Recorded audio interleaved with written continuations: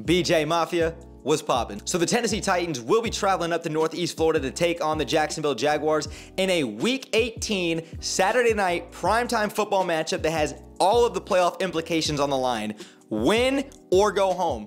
It's that simple. I couldn't care less about all the other playoff implications with a wild card spot. The Tennessee Titans and the Jacksonville Jaguars, they're fighting to win the AFC South, and the winner will take all. They're fighting for the number 4 seed in the AFC. They are fighting to get a home playoff game in the wild card round of this year's playoffs. Jaguar fans, I need y'all to turn me up. Bring in that same level of energy that I'm bringing not only in this video, I need y'all to bring that Saturday to TIAA Bank Field so that we can lock down the bank. Because Jaguar fans, I'm coming up Saturday afternoon from Orlando. I'm gonna be at that game, and y'all know what? We gotta make a hostile environment. It is gonna be a playoff atmosphere in there, y'all, and we need every single one of our fans in there just absolutely going crazy, making a lot of noise, and we gotta go in there and just celebrate exactly what this team has been going through. Doug Peterson, the whole coaching staff, the players, the fans, all of us, we all deserve this. The trials and tribulations that we've been through, man, with this team, the ups and downs, and how much love we got for this city, this fan base, and this team, most importantly.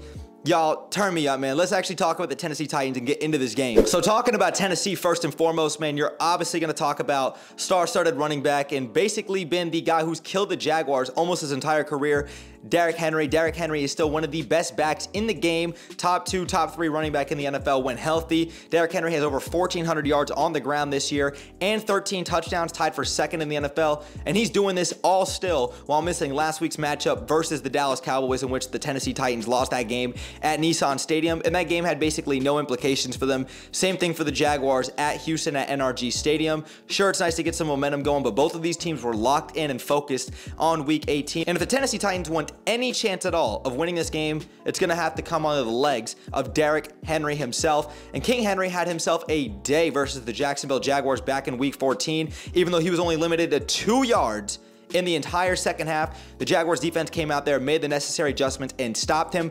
But Derrick Henry is the engine that gets this offense going. And I'm sure you guys are all very well aware, but quarterback Ryan Tannehill will not be playing in this game. Rookie Malik Willis out of Liberty will not be making the start, and quarterback Joshua Dobbs will be getting the start in this game. And to put this into perspective, Josh Dobbs was not even on a roster 3 weeks ago. He got kind of thrown into the wolves versus the Dallas Cowboys, and they actually played pretty solid. Obviously, he's nothing really to marvel about, but Joshua Dobbs came in there and kind of held the fort down, got him ready to play against a great Dallas defense. And now he's going to be making a playoff implication start at TIAA Bank Field. I don't know why I keep overemphasizing the name of the stadium. I don't care, because the Titans are reeling. They've lost 6 straight games. This team was 7-3. They're 7-9 right now. Find me a majority of Titans fans. Find me a huge clique of Titans fans that want their team to make the playoffs. Every time I check up on Titans YouTube, Titans Twitter, all of these guys have just given up on the season. None of these guys want to make the playoffs. And yeah, all of these guys go out there, and it's, you know, in any given Sunday league, or I guess in any given Saturday night league now with the Week 18 matchup. But Jaguars fans, Titans fans, I mean, find me a bunch of Titans fans that actually want to go out there and win this game. So now talking about the Jacksonville Jaguars, the Jaguars are winners of 5 out of their last 6 games. They just broke another streak last week at NRG Stadium, beating the Houston Texans, who they hadn't beat in 9 consecutive matchups. They break that streak. The Jaguars have a record of 8-8, and this team started off 3-7. And they found a way to rally back after the Tennessee Titans have now dropped 6 consecutive games. The Titans are about to make it 7 consecutive games to lose out on the season. And the Jacksonville Jaguars smell blood in the water. This is their opportunity to go ahead and seize their moment. First guy I want to talk about with the Jacksonville Jaguars is quarterback at the helm, William Trevor Lawrence himself. He has been nothing short of spectacular since Week 9, and while he's had a lot of ups and downs this season, a lot more ups, since Week 9, he's been a top 2 quarterback in the NFL. You can't convince me otherwise. Trevor Lawrence this season has over 3,900 yards passing. He was able to make a career-high season for a lot of guys around him, including guys like Evan Ingram. Christian Kirk just surpassed 1,000 yards, and Trevor Lawrence is playing with a lot of poise. He's getting the ball out extremely quickly. He's going through his progressions, going through his reads. He's making timely plays. He's making off-platform throws. He's doing everything that you want to see out of the #1 overall pick, and he's doing everything to show you that he is one of the best quarterbacks in the game, and he's only ascending before your very very eyes. Trevor Lawrence needs to go out there and continue his level of dominance, continue to play with that level of moxie and confidence in which he's had really since week 9, and you've kind of seen that flip switch in his head. William Trevor Lawrence is playing like he's that guy, and he's playing like a top 5 quarterback in the NFL.